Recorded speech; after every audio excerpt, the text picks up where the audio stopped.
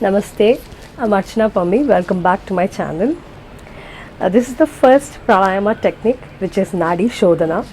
As the name says, it is the network or the psychic network purification. Nadis are what we call as energy channels in our body according to yogic physiology. So anybody who is trying to start the practice of pranayama can always start with Nadi Shodhana. It's one of the basic and the most simplest form of breathing techniques. Now there are four parts to the Nadi Shodhana pranayama or pranayama in general. So what we do is Puraka and Rechaka. Puraka is inhalation and Rechaka is exhalation, and there is Antara Kumbhaka and Bahira Kumbhaka. So you're not just doing breathing, you will also be able to do retention. So in internal breath retention. So I inhale and hold my breath, and then I exhale and again hold my breath. So that is Bahir Kumbhaka. So there are four parts to it, and with Nadi Shodhana we will be doing alternate nostrils as well. So the first part of doing the first thing for doing Nadi Shodhana, again like with any pranayama, please ensure you're sitting with your back straight against a wall, or if you don't find that comfortable, you can always place a cushion or roll up a blanket or anything and place it under your sit bones.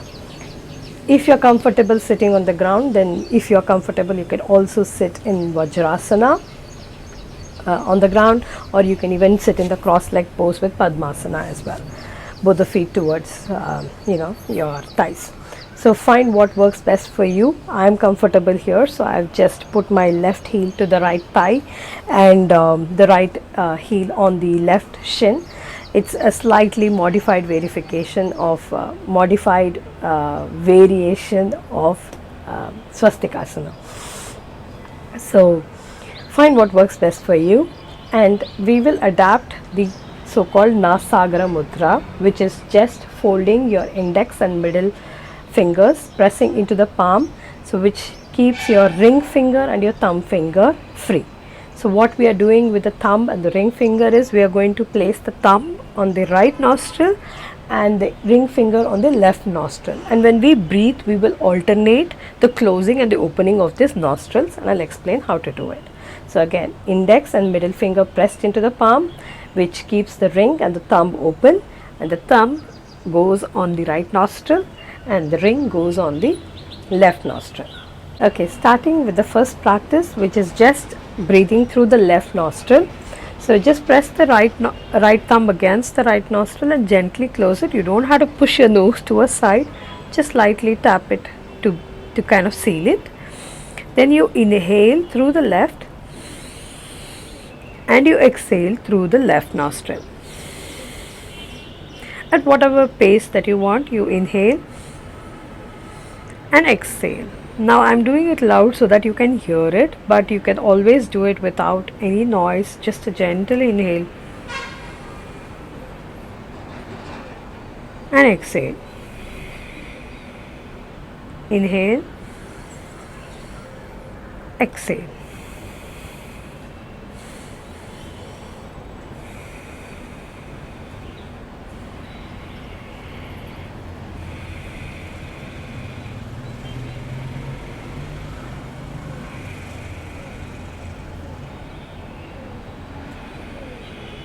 Releasing the hold on the right nostril with the last exhale. Now that we did on the left nostril, so we can do that on the right nostril. If you find it difficult to control with your ring finger, feel free to use the opposite hand's thumb. I'm going to demonstrate with the right ring finger itself. So I'm lightly closing the left nostril, now inhaling through the right and exhaling through the right.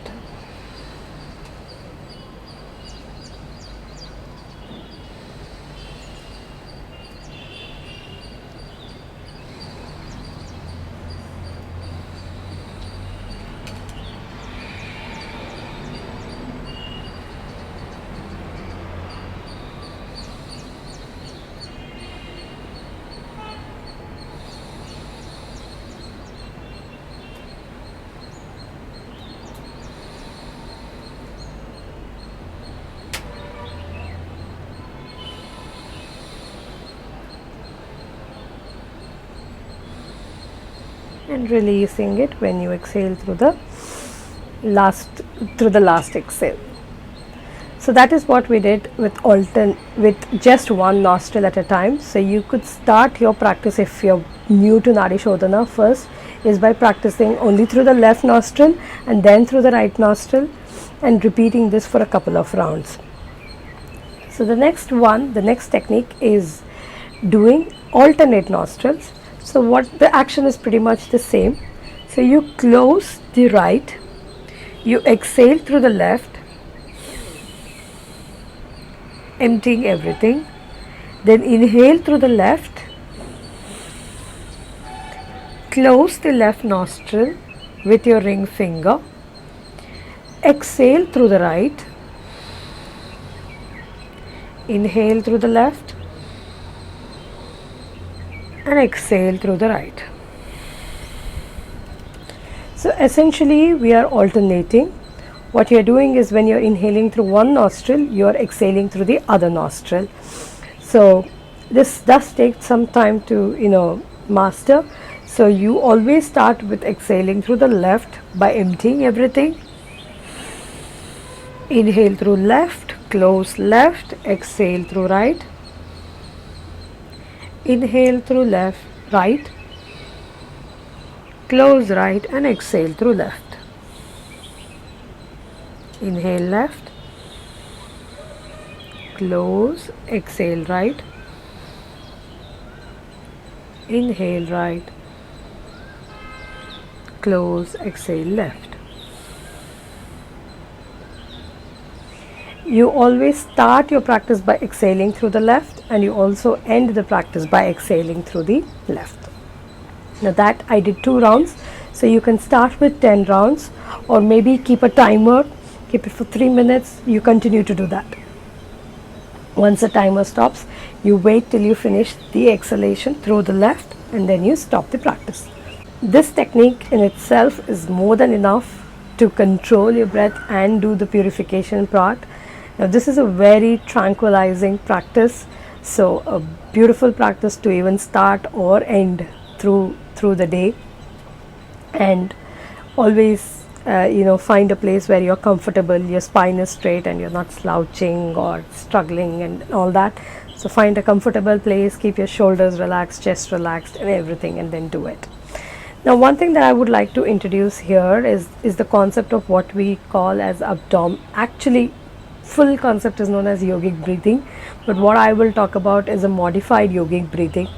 So to maximize the benefit of this practice, what I would recommend you do is, as you inhale and exhale, when you are inhaling, you are actually taking in air into your lungs. Now when you take in full capacity, you will find that your abdomen will expand, or your belly rises. And why that happens is, your navel rises, not the belly, sorry, your navel rises. Why that happens is, as you take in more oxygen to your lungs, it expands and pushes the diaphragm out, forcing the abdominal organs to come out. Not come out, but generally make space for that expansion of the lungs to take in more oxygen, to take in more air. So the yogic breathing comprises of 3 stages. One is you're actively engaging, as in your abdomen is rising and falling with each breath, and then you're taking it even more deeper by expanding the chest so the lungs can expand more and take in more air. And then you hold the tension next to your collarbone so you can hold in more air and then breathe. So I will demonstrate one cycle. All of this can be done without straining and all those things. So as I inhale, you will see my abdomen expand, chest expand, tension in the clavicular bone. Exhale, releasing the tension, dropping the chest and dropping the navel. So the inhale action is, let the navel rise by deeply breathing in, so the diaphragm contracts and moves your navel forward, your chest lifts, and then you find the tension that you have so much breath held in near your collarbone, and then you slowly release from the top. It is okay and absolutely fine if you find it natural to even release it from the abdomen. I often do that. It's slightly difficult for me to control exhale from the top. When we are practicing pranayama, like for example Nadi Shodhana or other pranayamas, it is recommended that we breathe in till our abdomen lifts and our chest lifts, and then you drop them in. The reason is that way you're fully breathing into your lungs, taking in the full capacity. I read an article where it said that we normally take in only 300 milliliters of air when we are breathing, but our lung has a capacity of 1000 to 1300 or 1500. So that's why they say take deep breaths in, so you're actually taking in as much as air possible for your lungs, to process and convert them into oxygen. So on that note, the next round we will practice it with the abdomen and the chest rising. So get into Nasagra Mudra, closing the right nostril, exhale from the left, inhale through the left, keep inhaling till you find the abdomen rise, navel rise in one single breath. Close the left and exhale completely till your navel drops deep inside.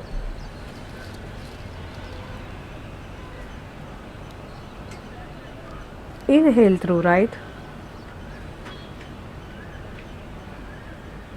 Close the right nostril. Exhale through left.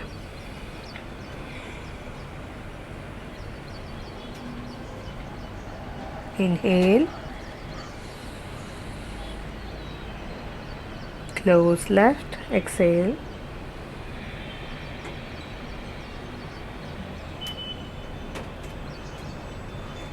Inhale through right. Exhale through left. Continuing for a few more rounds. Inhale. Close, exhale. Inhale through right. Exhale through left. Inhale.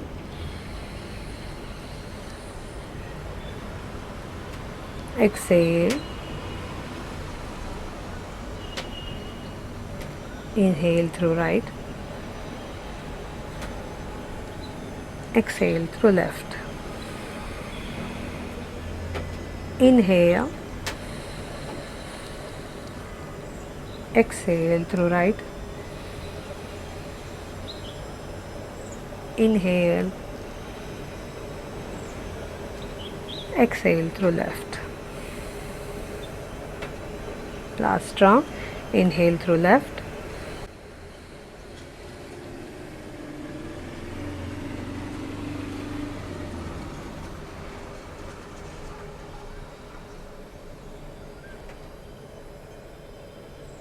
exhale through left. Release the hand, take a deep breath and exhale.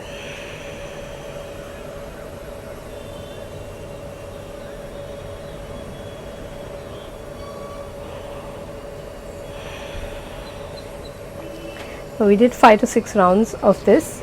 You could start from 5 rounds and then slowly progress to 10 rounds. Take a break in between and then do that 3 times. So that is Nadi Shodhana. Now of course there is a deeper, a more intense or advanced part of Nadi Shodhana where you start bringing what I said in the beginning, internal breath retention and external breath retention. So what essentially it means is, I'll just demonstrate, but I wouldn't recommend you getting started with this unless and until you've already been practicing the first and second technique of Nadi Shodhana for a long time. So we're inhaling through the left, close and hold the breath, and then exhale through the right. Again, inhale through the right, close the right nostril, hold the breath, and then exhale through the left. So this is one round where after you inhale, you close and you hold the breath for as long as you're comfortable, and then you exhale through the right, inhale through the right again and close and hold the breath, and then exhale through the left. So that is Antara Kumbhaka or internal retention. But the same thing can be done when you are also exhaling, Bahara Kumbhaka. So inhale through the left, close and hold breath, exhale through the right, close and hold breath, inhale through the right, close and hold breath, exhale through the left, close and hold breath, and release. So you did again inhalation, holding breath, exhalation, holding breath, inhale through right, hold breath, exhale through left, hold breath. So both Antara Kumbhaka and Bahara Kumbhaka, internal breath retention and external breath retention. So both of these are definitely not recommended for anybody with heart patients or breathing or respiratory problems. If you're having cold or fever, I wouldn't recommend you do any of the Nadi Shodhana, because you're already finding it difficult to breathe and you're trying to force through the blocked channels. Is just going to make it even more worse. But apart from that, Nadi Shodhana is a very tranquilizing technique. You can do it whenever you want. It kind of neutralizes everything, purifies all the nadis or all the energy flow channels in the body. And for those who are yogic practitioners who understand the yogic physiology of the Ida Nadi and the Pingala Nadi, the left and the right, or the moon and the sun and the moon, the one which is the cool and one which is the hot, it balances both of these to help energy run through the Sushumna Nadi, which is the Nadi which is against the spine for the spiritual awakening. So this is considered one of those very beautiful pranayama techniques for getting and preparing yourself for those spiritual awakening and awareness kind of practices. So start slow, start with individual nostrils and then proceed to alternate nostrils. You start with general breathing where I just inhale and exhale. Then you can progress into Antara Kumbhaka and Bahara Kumbhaka, and even before that, what we did is a normal round. You could also slowly progress into what we call as a ratio of 1:1 and 1:2. Again, what ratio of 1:1 means is you inhale for the same count and you exhale for the same count. So if you're inhaling 1, 2, 3, 4, you exhale for 1, 2, 3, 4. So that is 1:1, and of course 1:2 ratio is you're inhaling for 4 counts and exhaling for 8 counts. So you, in each practice, you can bring in this ratio practice as well, and as you progress through that, you can go ahead. Now you can see that just something as simple as Nadi Shodhana has so many combinations and so much of opportunities to improve and practice. Now all the sages before used to spend 6 hours or more, or almost the entire day sitting and just practicing pranayama, controlling the breath. So feel free to use this practice whenever you require, and best done in morning or before dusk. Again, sit in a comfortable position, back straight, ensure you keep something below you so that you're not feeling slouching action. Then it is absolutely not right, because your lungs are collapsed and you're not breathing properly at all. So roll your shoulders, sit nicely against with your back against a wall or on a cushion like I am sitting right now. So hope this was beneficial and helpful. Please share your feedback and suggestions in the comments. Namaste.